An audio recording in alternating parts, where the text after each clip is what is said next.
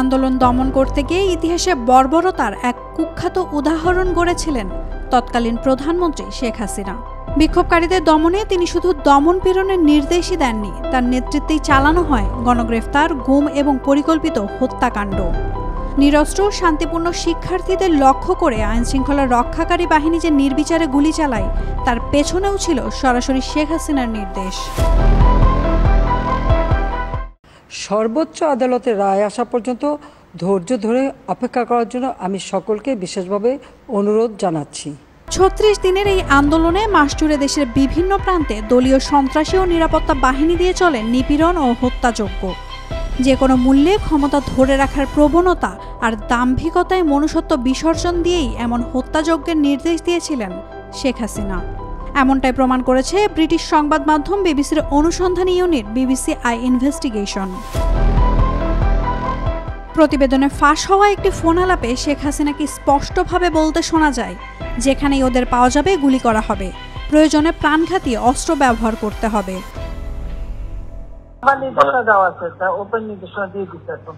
এখন লেখা লিখবেন, ব্যবহার করবে, যেখানে পাবে সেটা গুলি করবে। তাহলে কিছু ছবিতে পাকড়াও করা যায় না রাতের মধ্যে? সবগুলিকে অ্যারেস্ট করতে বলছি রাত্রে।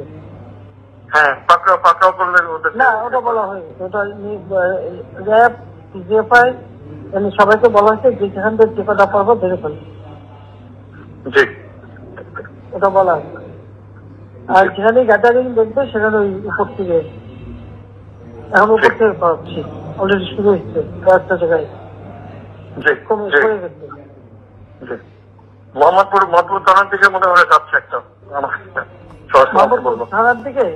হ্যাঁ হ্যাঁ, তোকে পাঠায় দিই র্যাবে। জি, তবে আপনার নির্দেশনা লাগবে।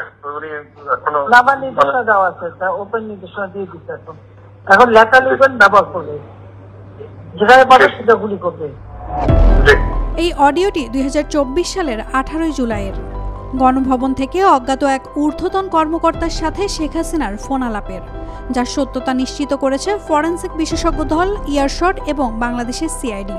তারা জানিয়েছে অডিওটি অবিকৃত এবং কৃত্রিমভাবে তৈরি নয়।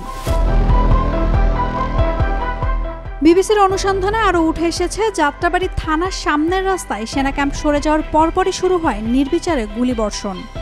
সিসিটিভি ফুটেজ, ড্রোন ভিডিও, প্রত্যক্ষদর্শী সাক্ষ্য ও মেটাডেটা বিশ্লেষণে এসব তথ্য উঠে এসেছে।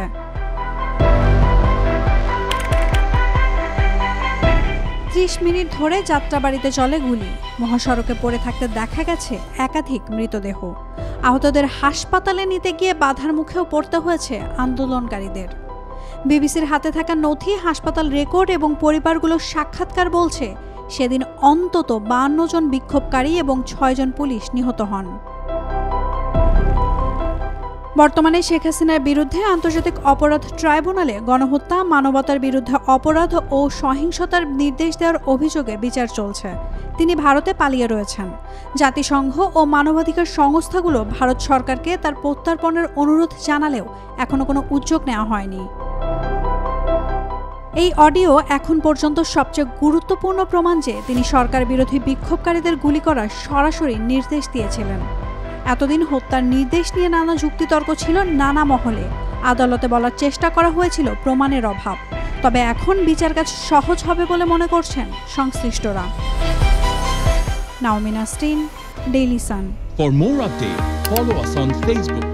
Subscribe our YouTube channel. Get the latest update on www.daily-sun.com.